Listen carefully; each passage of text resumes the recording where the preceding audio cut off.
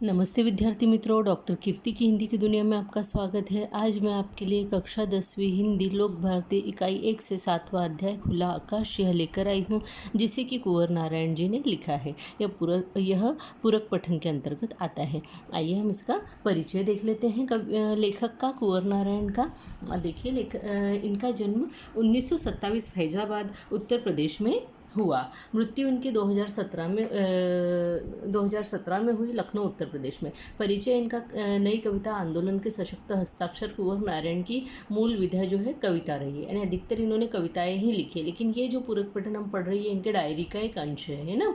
इसके अलावा आपने कहानी, लेख, समीक्षा, सिनेमा, रंगमंच आदि कलाओं पर भी लेखनी चलाई है। आपकी कविता कहानियों का कई भारतीय भाषा और विदेशी भाषाओं में अनुवाद हुआ है। आपको भारतीय साहित्य जगत का सर्वोच्च सम्मान ज्ञानपीठ भी प्राप्त हुआ है। इन्हें ज्ञानपीठ पुरस्कार जो है मिल चुका है। प्रमुख कृतियाँ इनके चक्रव्यूह, तीसरा सप्तक, परिवेश, हम तुम, आत्मजयी, कोई दूसरा नहीं, इन दिनों आदि। अब हम गद्य के संबंधित देख लेते हैं कि ये जो खुला आकाश जो गद्य है ये किसके बारे में लिखा गया है। तो प्रस्तुत डायरी विद्या में कुंवर नारायण जी ने जीवन के संघर्ष, यानी जीवन में मनुष्य किस प्रकार से संघर्ष करते हुए आगे बढ़ता है उसके बारे में बताया है। साहित्य, यानी साहित्य में जब इन्होंने अपना कदम रखा उसमें इनको किस तरीके से मतलब किस तरीके से इनका लेखन कार्य आगे बढ़ा और क्या क्या इन्होंने किया साहित्य के लिए, वो लिखा है। आत्मचिंतन, स्वयं का चिंतन करना, स्वयं के बारे में अंदर से स्वयं को जानना है ना, वो जीवन क्रम आदि पर अपने विचार स्पष्ट किए। जीवन क्रम यानी जीवन का क्रम क्या होना चाहिए, इसके ऊपर अपने विचार स्पष्ट किए। इस पाठ में आपका मानना है कि हमें दूसरों से वाद विवाद न करके स्वयं से संवाद करना चाहिए, यानी स्वयं से हमें बात करना चाहिए, न कि हमें दूसरों के बारे में सोचना चाहिए। अब हम यहाँ पे देखते हैं कि डायरी के जो अंश है उसमें से पहला अंश है, इसका नाम है अंदर की दुनिया, है ना। अब अंदर की दुनिया में देखिए, हमें अंदर की दुनिया बाहर की दुनिया से कहीं ज़्यादा, हमारे अंदर की दुनिया बाहर की दुनिया से कहीं ज़्यादा बड़ी है। हम उसका विस्तार नहीं करते, यानी उसको फैलाते नहीं हैं, है ना। बाहर की अपेक्षा उसे छोटा करते चले जाते हैं, यानी बाहर की तुलना में, अपेक्षा यानी तुलना में, बाहर की तुलना में हम अपने अंदर के जीवन को जो है, अंदर की दुनिया को जो है छोटा करते चले जाते हैं और उसे बिल्कुल निर्जीव कर लेते हैं। यानी हमें ऐसा लगता ही नहीं कि हमारे अंदर भी कोई दुनिया है, हमारे अंदर भी कुछ है, हम उसको एकदम निर्जीव बना देते हैं। हम इस तरीके से मान के चलते हैं कि हमारे अंदर कुछ भी नहीं है, जो है सिर्फ जो बाहर से दिखता है या हम जो दिखाते हैं वही है। आज़ादी, पूरी आज़ादी अगर कहीं संभव है तो इसी भीतरी दुनिया में। वो बोलते हैं अगर आपको फ्रीडम चाहिए तो वो कहाँ है, तो इसी भीतरी दुनिया में। लेकिन हम उस फ्रीडम को ढूंढते कहाँ हैं, तो बाहर की दुनिया में, जिसे हम बिल्कुल अपनी तरह समृद्ध बना सकते हैं। वो बोले कि अगर अंदर की जो स्वतंत्रता है, अंदर का जो फ्रीडम है, अगर उसको तुम्हें समृद्ध बनाना है, यानी उसको अगर तुम्हें लग्जरियस बनाना है, खूब प्रॉस्परस बनाना है ना, उसको बहुत अच्छा बनाना है, तो फिर तुम अपने अंदर की दुनिया को बनाओ, न कि बाहर की दुनिया को बनाओ। स्वार्थी अर्थों में सिर्फ अपने लिए नहीं, निस्वार्थी अर्थों में दूसरों के लिए भी यह महत्व रखता है, और स्वयं अपने लिए तो यह विशेष महत्व रखता ही है। अब ये बोलते हैं कि स्वार्थी अर्थों में सिर्फ अपने लिए ही नहीं, यानी अगर स्वार्थ को देखा जाए तो स्वार्थी मनुष्य सिर्फ अपने लिए सोचता है, लेकिन अगर निस्वार्थी अर्थों में देखा जाए तो इसमें दूसरों के लिए भी ये महत्व रखता है। हम दूसरों के लिए भी अच्छा ही सोचते हैं, या उसके विचारों को हम मानने को तैयार हो जाते हैं जब हमारे अंदर स्वार्थीपना नहीं होता है तो। और स्वयं अपने लिए तो विशेष महत्व रखता है, क्योंकि हम जब अपने आप को अंदर से जानने लगते हैं तो हम दूसरों में दोष निकालना कम कर देते हैं, है ना। ये इन्होंने 10 मार्च 1998 को लिखा हुआ है। दूसरा इन्होंने डायरी का जो अंश है इनका, वो है मकान पर मकान। ठीक है, मकान पर मकान के अंदर देखते हैं हमने, इन्होंने क्या लिखा है कि जिस गली में आजकल रहता हूँ वहाँ एक आसमान भी है, लेकिन दिखाई नहीं देता, है ना। उस गली में पेड़ भी है, न ही पेड़ लगाने की गुंजाइश ही है। वो बोलते हैं उस गली में जो है पेड़ तो है ही नहीं, और न ही उसको लगाने की कोई गुंजाइश है, न ही उसको लगाने की कोई कैपेसिटी है ना। कहने का मतलब ये है कि वहाँ ज़मीन नाम की चीज़ नहीं है, सिर्फ घर ही घर बने हैं, मकान ही मकान है ना। इतने मकान की लगता है मकान पर मकान लदे हुए हैं, इतने मकान की लगता है मकान पर मकान लदे हुए हैं, एक दूसरे पर मकान जो है लटके हुए से प्रतीत होते हैं। लंद फंद मकानों की एक बहुत बड़ी भीड़, यानी एक के ऊपर एक लदे हुए मकानों की जो है बहुत बड़ी भीड़ ही भीड़ हमें दिखाई देती है, जो एक संकरी गली में फंस गई और बाहर निकलने का कोई रास्ता नहीं है। जो कि एक संकरी यानी नेरो छोटी सी गली है ना, सकरी गली जिसको बोल सकते हैं, उसमें फंस गई है और वहाँ से बाहर निकलने का हमें कोई भी रास्ता समझ में नहीं आता है। जिस मकान में रहता हूँ उसके बाहर झांकने से बाहर नहीं, सिर्फ दूसरे मकान और एक गंदी व तंग गली दिखाई देती है। वो बोलता है कि जब मैं, लेखक बोलते हैं कि जिस मकान में मैं रहता हूँ वहाँ से अगर मैं बाहर झांकने की कोशिश भी करूँ, अगर मैं बाहर देखूँ भी, तो वहाँ पे क्या होता है कि वहाँ से मुझे कुछ दूसरा नहीं दिखाई देता। सिर्फ जैसे ही बाहर देखता हूँ दूसरे मकान दिखाई देते हैं, गंदगी दिखाई देती है और तंग छोटी छोटी गलियाँ जो है वो दिखाई देती है। चिड़िया दिखती है लेकिन पेड़ों पर बैठी हुई या आसमान में उड़ती हुई नहीं, है ना। वो बोलते हैं कि चिड़िया भी दिखती है कभी कभी, लेकिन जो है पेड़ों पर बैठी हुई या फिर आसमान में उड़ती हुई नहीं दिखती, बल्कि बिजली या तारों, टेलीफोन के तारों पर बैठी हुई दिखती है। मगर बातचीत करती या घरों के अंदर यहाँ वहाँ घोंसले बनाते हुए नहीं दिखती, वो अपना घर बनाते हुए नहीं दिखती। जैसे गाँव में वगैरह झाड़ों पर, घरों के कोनों में, खिड़कियों के पास जो घोंसले अपने घर बना लेती है, वो बनाते हुए नहीं दिखती है। उन्हें देखकर लगता है मानो वह प्राकृतिक नहीं बल्कि रबर या प्लास्टिक के बने हुए खिलौने हैं। उन्हें देखकर ऐसे ही लगता है ना, जो शायद ही इधर उधर फुदक सकते हो या चूं चूं की आवाज़ें निकाल सकते हो। यहाँ पे जो लेखक है वो बोल रहा है कि वो चिड़िया सतत मुझे कहाँ दिखती है, कंटिन्यू मुझे कहाँ दिखती है, तो बिजली के तारों के ऊपर दिखती है। उनको देखकर ऐसा लगता ही नहीं है कि नेचुरल जो चिड़िया है वो है या भगवान ने बनाई हुई कोई चीज़ है। ऐसा लगता है जैसे ये तो प्लास्टिक की बनी हुई है और वो शायद फुदक ही नहीं सकती, इसलिए वो जो एक ही जगह पे तार पे बैठी रहती है, ना ही उसकी चूं चूं की आवाज़ें हमें सुनाई देती है। तो लेखक बोलते हैं कि मैं इसी संकरी और तंग गली में, यानी इतनी छोटी सी और एकदम से तंग गली में मकानों की एक बहुत बड़ी भीड़ से, बिजलियाँ टेलीफोन के तारों से, उलझे आसमान से एवं हरियाली के अभाव से जूझते हुए अपने मोहल्ले से बाहर निकलने की भारी कोशिश में हूँ। यानी कि जो लेखक है वो अपने संघर्ष के दिनों में इस जगह पर रह रहे हैं और वो कह रहे हैं कि इन तंग गलियों से, सकरी गलियों से, छोटी छोटी गलियों से, इन मकानों की भीड़ से, लंद फंद मकानों से, टेलीफोन के तार, बिजली के तारों के झुंड से, इनके उलझे हुए झुंडों से, यहाँ जहाँ हरियाली नहीं है, सब दूर सीमेंट ही सीमेंट के घर दिखाई देते हैं, इन सब से जूझते हुए मैं इससे रोज़ दो चार होता हूँ, रोज़ दिन भर में इसमें अटका रहता हूँ, पर इस मोहल्ले से मैं बाहर निकलने की भारी कोशिश में हूँ, मैं अपना भविष्य बनाने की कोशिश में हूँ। ये इन्होंने लिखा है 10 मार्च 1998 को, है ना, 98 को। सही साहित्य, अब यहाँ पे देखिए अगला वो बता रहे हैं कि सही साहित्य क्या है। साहित्य यानी लिटरेचर, है ना। वो बताते हैं कि सही और संपूर्ण साहित्य वह है जिसे हम दोनों आँखों से देखते हैं, सिर्फ बाई या सिर्फ दाई आँख से नहीं, है ना। यानी सही और संपूर्ण यानी कंप्लीट। वो बोल रहे हैं कि कंप्लीट जो अगर साहित्य है तो वह है जिसे हम दोनों आँखों से समान रूप से देखें, उसे या गलत या सही यह देखकर हम न इस तरीके से हम न देखें। सिर्फ बाई या सिर्फ दाई आँख से देखना, यानी सिर्फ गलत के रूप में देखना या सिर्फ सही के रूप में देखना। तो उस तरीके से अगर हम देखेंगे तो सही देखेंगे तो सही ही सही दिखाई देगा, गलत देखेंगे तो गलत ही गलत दिखाई देगा। इसलिए हमें कभी भी साहित्य को दोनों आँखों से देखना चाहिए, उसके अंदर गलत या सही नहीं ढूंढना चाहिए, तभी हमें साहित्य संपूर्ण रूप से समझ में आएगा और वही संपूर्ण साहित्य होगा। ये इन्होंने 8 अगस्त 1998 को लिखा है। अगला जो अंश है वह जाने खुद को, यहाँ से लिया हुआ है और उन्होंने लिखा है कि बिल्कुल चुपचाप बैठकर सिर्फ अपने बारे में सोचें। यानी यह अपने आप से बात करने के लिए हमको लेखक बोल रहे हैं कि बिल्कुल चुपचाप बैठकर सिर्फ अपने बारे में सोचें। कोशिश करें कि दूसरे या सब कहीं भी उस आत्मचिंतन के बीच में न आ जाए, है ना। दूसरों को हम अपने आत्मचिंतन के अंदर न लाए। जब हम ध्यान करने के लिए बैठे, खुद को समझने के लिए बैठे, तो किसी और को अपने बीच में ना आने दे। इससे 2 फायदे हो जाएंगे। 2 फायदे यानी प्रॉफिट 2 तरीके के क्या हो जाएंगे। एक तो हम अपने आप को जान सकेंगे कि हम स्वयं क्या है ना। जब हम अपने बारे में सोचेंगे, अपने को अंदर से जानने की कोशिश करेंगे, तो हमें पता पड़ेगा कि हम स्वयं क्या है, जो दूसरों के बारे में सब कुछ जानने का दंभ रखते हैं। यानी जो बोलते हैं कि मैं दूसरों के बारे में सब कुछ जानता हूँ। दंभ यानी यहाँ पे ईगो, है ना, कि मुझे सब कुछ पता है, कौन क्या है, कैसा है, ठीक है।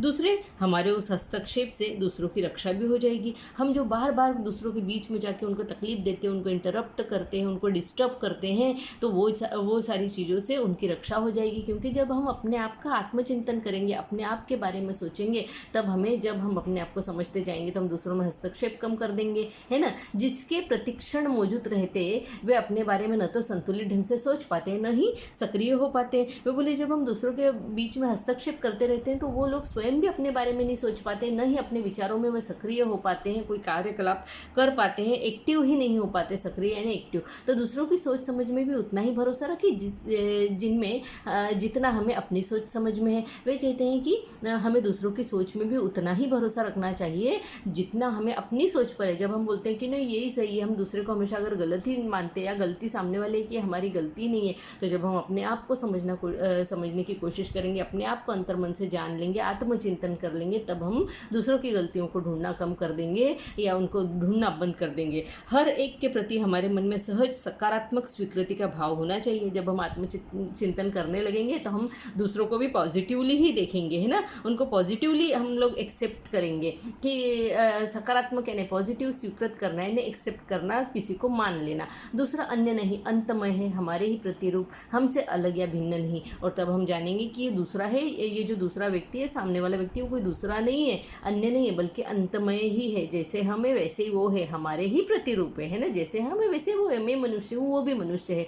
जैसा मैं सोचता हूँ वैसा ही वो भी सोचता है, जैसा मैं हूँ वैसा ही वो भी है। मेरे अंदर भी बुराइयाँ हैं, उसके अंदर भी बुराइयाँ हैं, और मेरे अंदर अच्छाइयाँ हैं तो उसमें भी अच्छाइयाँ हैं। जैसा मैं कहता हूँ मेरी बात सही है तो वैसा उसको भी लगता है कि उसकी बात सही है। ये इन्होंने लिखा है 12 नवंबर 1998 को, 1998 को। अब अगली अंश हम देखते हैं। तो अगला अंश है सिर्फ मनुष्य होते, है ना। यहाँ पे कहा गया है कि कुछ लोग सोचते होंगे, कुछ लोग क्या सोचते होंगे कि आखिर यह क्यों होता है, कैसे होता है कि आदमियों में ही कुछ आदमी बाघ, भेड़िए, लकड़बग्घे, सांप, तेंदुए, बिच्छू, गोजर वगैरह की तरह होते हैं। अब आपको समझ में आ गया होगा, बाघ, भेड़िए, लकड़बग्घे, सांप, तेंदुए, बिच्छू, गोजर के आदि इनकी हम बातें कर रहे हैं। ये सब क्या है, जंगली जानवर होते हैं और बहुत खतरनाक होते हैं, है ना। तो गोजर यानी यहाँ पे गोजर का मतलब होता है कनखजूरा, ठीक है। और बिच्छू तो आप जानते हैं, स्कॉर्पियो, तेंदुए भी आप जानते हैं, सांप भी आप जानते हैं, लकड़बग्घे भी आप जानते हैं, है ना।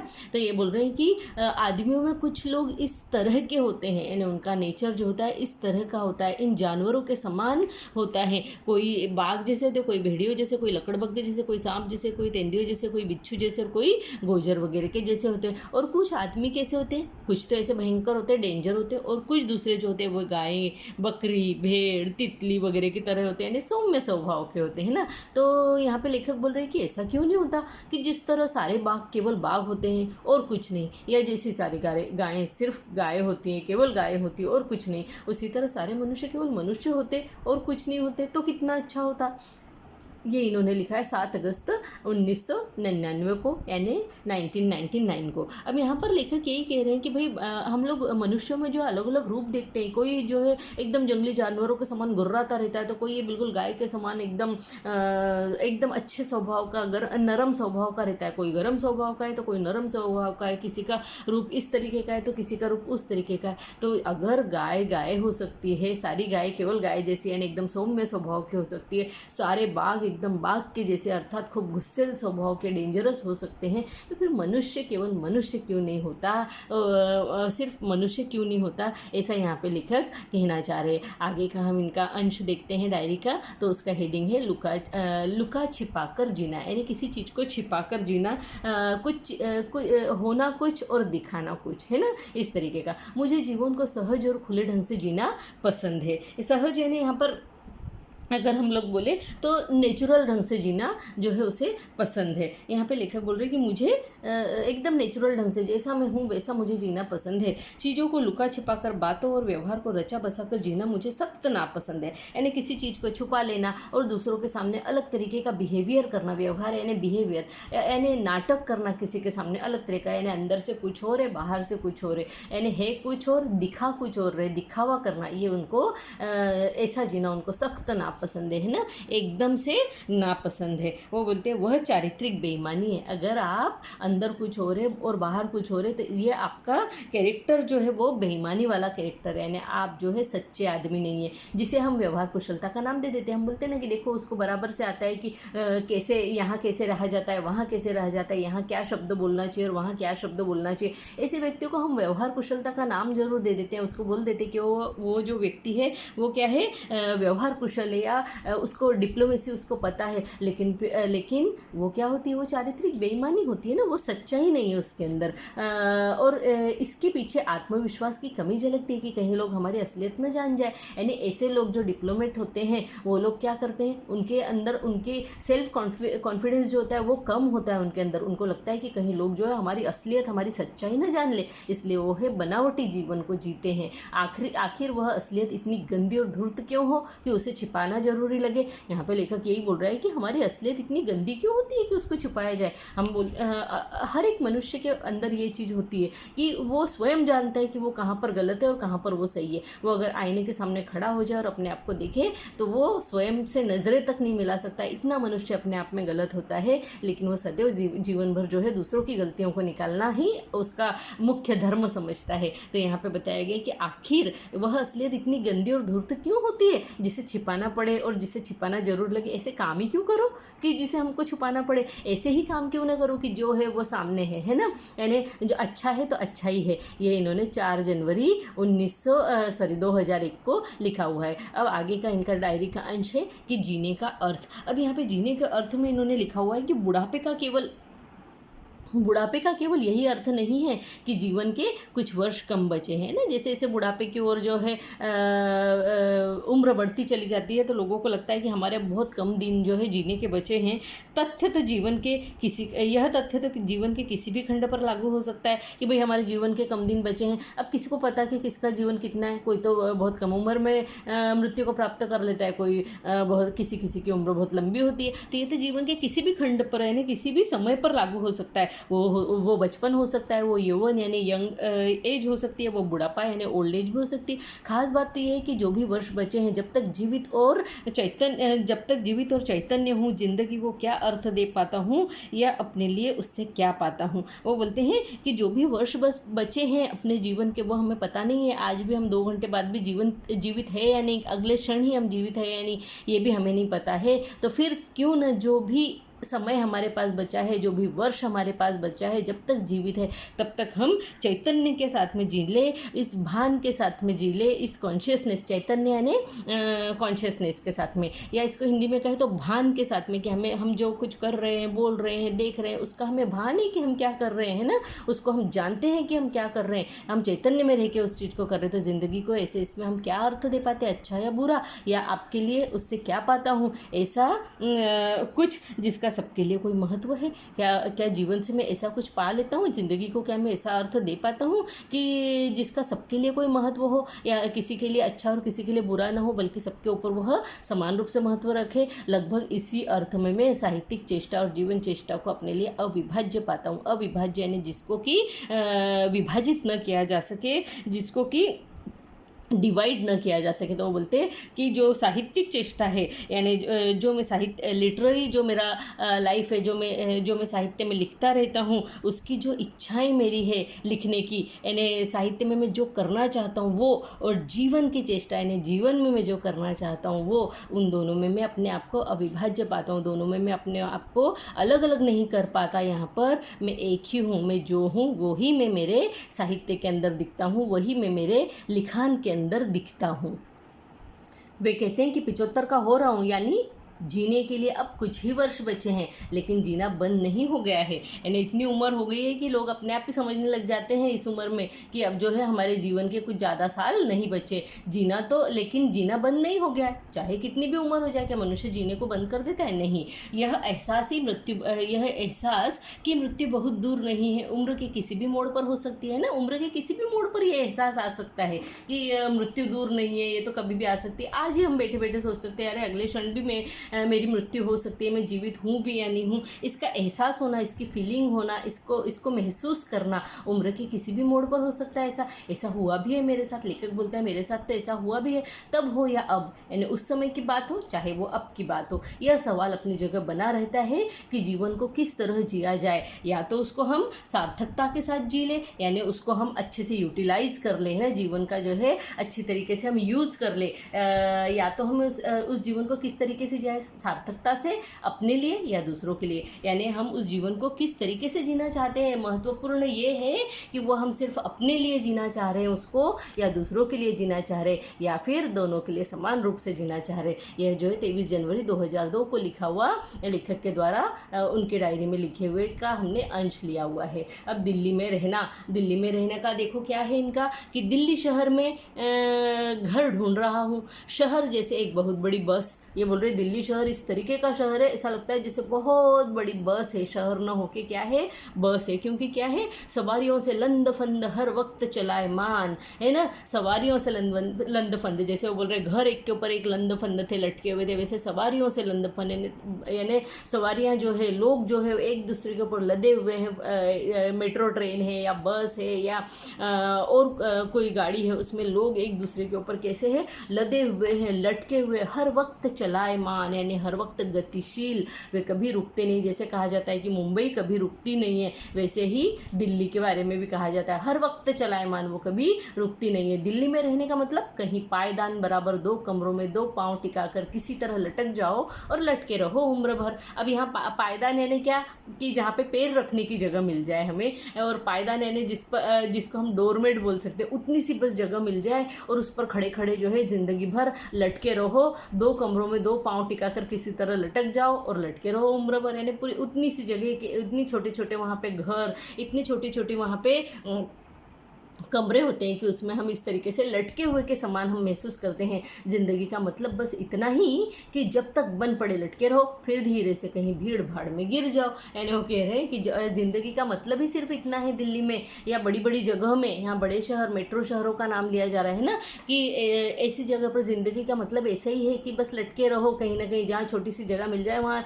लटक के रहो, ज़िंदगी वहाँ पर गुजारते रहो और फिर धीरे से कहीं भीड़ भाड़ में गिर जाओ। जब तुम्हें मौका मिल जाए तब उस भीड़ में उतर जाओ, जो तुम करना चाहते हो कर लो। यह जो है 12 जून 2003 को लिखा हुआ डायरी का अंश है। आगे का हम देखते हैं कि बहाने निकालना। अब यहाँ पे बोल रहे हैं कि लोग क्या करते हैं, एक्सक्यूजेस बनाते हैं ना, हर चीज़ के लिए बहाने ढूंढ के रखते हैं। ये मैं क्यों नहीं कर पाया, वो मैं क्यों नहीं कर पाया, ऐसा मैंने क्यों किया, वैसा मैंने क्यों किया।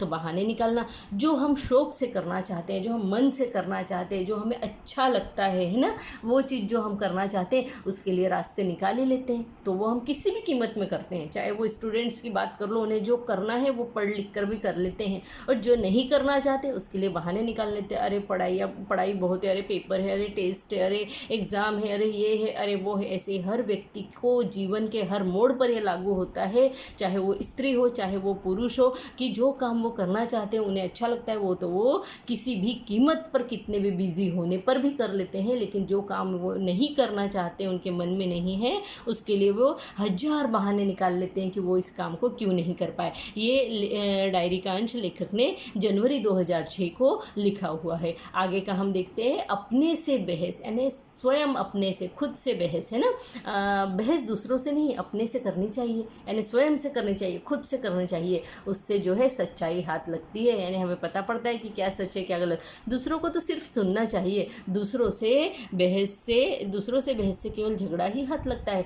जब हम अपने आप से बहस करते हैं तो हम सच्चाई समझ लेते हैं, क्योंकि हमें पता है कि क्या सच्चा है क्या गलत, झूठा है क्या गलत है क्या सही है, तो हम वहाँ चुप रहते हैं। लेकिन जब दूसरों के बारे में बात आती है तो दूसरों से हमें कभी बहस नहीं करना चाहिए, उसको सिर्फ हमको सुनना चाहिए। क्योंकि दूसरों से अगर आप बहस करेंगे तो सिर्फ झगड़ा हाथ लगेगा, क्योंकि आप उसकी सच्चाई के बारे में नहीं जानते। जो बात सच है वो सिर्फ सामने वाला व्यक्ति ही जानता है। अब आगे देखते हैं, चीज़ों की गुलामी। अब यहाँ पे लेखक बोल रहा है, कुछ दिनों पहले एक कंप्यूटर ने मुझे 40,000 रुपयों में खरीदा है। यानी हम व्यक्ति कंप्यूटर को खरीदता है, मनुष्य कंप्यूटर को खरीदता है, किसी चीज़ को खरीदता है, लेकिन यहाँ लेखक बोल रहा है कि कंप्यूटर ने मुझे खरीद लिया। क्यों ऐसा बोल रहा है लेखक यहाँ पे? क्योंकि हम उस चीज़ के गुलाम बन गए हैं, है ना। हमने खरीदा है उसको, हम उसके मालिक है, लेकिन फिर भी हम उसके गुलाम हैं। वो हमें उंगलियों पे नचाता रहता है। तो वो हमें बोल रहे हैं कि कुछ दिनों पहले एक कंप्यूटर ने मुझे 40,000 रुपये में ख़रीदा है,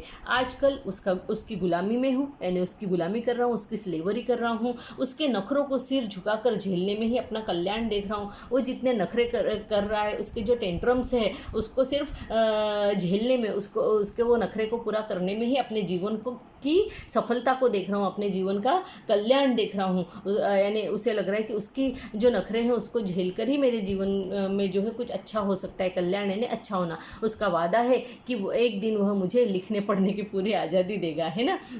यानी कंप्यूटर का वादा है कि वो मुझे लिखने पढ़ने की पूरी आज़ादी देगा। फिलहाल उसकी एकनिष्ठ सेवा में ही मेरा उज्जवल भविष्य है। फिलहाल तो यह है कि पूर्ण रूप से एकनिष्ठ यानी पूर्ण रूप से मैं जो है उसी की सेवा करूं, वो जो कहे वही करूं, तो उसी में ही मेरा उज्जवल भविष्य है। इससे पहले एक मोटर मुझे भारी दामों में खरीद चुकी है। मोटर यानी यहाँ पे मोटर का अर्थ है गाड़ी पे बोल रहे हैं कि इससे पहले एक गाड़ी जो है वो मुझे भारी दामों में यानी बहुत ज़्यादा कीमत में, है ना, बहुत ज़्यादा कीमत चुकाकर खरीद चुकी है। यानी कोई गाड़ी 4 व्हीलर खरीदी है तो उसको हमने पैसे देके खरीदा है, लेकिन वो हमारी गुलाम नहीं, हम उसके गुलाम हो जाते हैं। वो किस तरीके से कि उसकी सेवा में भी मैं हूँ। दरअसल उसको धोना, उसको साफ़ करना, उसके लिए ड्राइवर रखना, ये सब हम क्या करते हैं, उसकी गुलामी करते हैं उस चीज़ की, है ना। दरअसल चीज़ों का एक पूरा परिवार है जिसकी सेवा में हूँ। ऐसी कई चीज़ें जो है लेखक ने अपने घर में खरीद के रखी है जिसकी वो सेवा में है। आदमी का स्वभाव नहीं बदलता या बहुत कम बदलता है। वो बोलता है आदमी का स्वभाव एक तो बदलता नहीं है, या फिर अगर बदलाव उसमें आए तो बहुत कम बदलाव हम उसमें देख पाते हैं। गुलामी करना करवाना उसके स्वभाव में है, सिर्फ तरीके बदले हैं। वो बोलते हैं गुलामी करना या करवाना ये तो मनुष्य के स्वभाव में ही है, गुलामी की प्रवृत्ति नहीं। वो बोलते हैं गुलामी के सिर्फ तरीके बदल गए, गुलामी की जो प्रवृत्ति है वह नहीं बदली है ना। इसलिए वे कहते हैं कि हजारों साल पहले एक आदमी मालिक होता था और उसके दर्जनों गुलाम होते थे। अब हर चीज़ के दर्जनों गुलाम होते हैं। यानी वो कहता है कि पहले क्या होता था, एक राजा होता था, उसके कई गुलाम होते थे, है ना, और वो स्वयं उसका मालिक होता था। और आजकल क्या होता है, दर्जनों गुलाम होते हैं और उसके दर्जनों गुलाम होते थे। और आजकल क्या होता है, हर चीज़ के दर्जनों गुलाम होते हैं। कोई एक चीज़, जैसे कंप्यूटर लिया जाए, कंप्यूटर के दर्जनों गुलाम, गाड़ियाँ ली जाए, गाड़ियों के दर्जनों गुलाम। इस तरीके से यानी छोटी छोटी घर में कई चीज़ें हैं जिसकी हम गुलामी करते हैं और हमें लगता है कि हमने उसको खरीद के बहुत बड़ा कार्य किया है, या ये हमारे काम को कम कर रहा है, या ये हमारे लिए काम कर रहा है। वास्तव में हम उस चीज़ के लिए काम कर रहे होते हैं, यह तो हम जान ही नहीं पाते। यह जो अंश है 30 सितंबर 2010 को लेखक ने लिखा है, और यह दिशाओं का खुला आकाश इस संग्रह से लिया गया डायरी का अंश है। विद्यार्थियों, अब मुझे पूरी उम्मीद है कि आपको खुला आकाश, यह जो पूरक पठन है, यह पूरा अच्छे से समझ में आ गया होगा। इसकी व्याख्या अगर इसमें कुछ समझ में ना आया हो तो आप मुझे कमेंट बॉक्स में लिखकर पूछ सकते हैं। अगर कुछ भी परेशानी हो तो आप मुझे वह भी बता सकते हैं। मेरे इस चैनल को लाइक करें, सब्सक्राइब करें और शेयर भी ज़रूर करें, जिससे कि दूसरों का भी अच्छा हो सके। धन्यवाद, नमस्ते।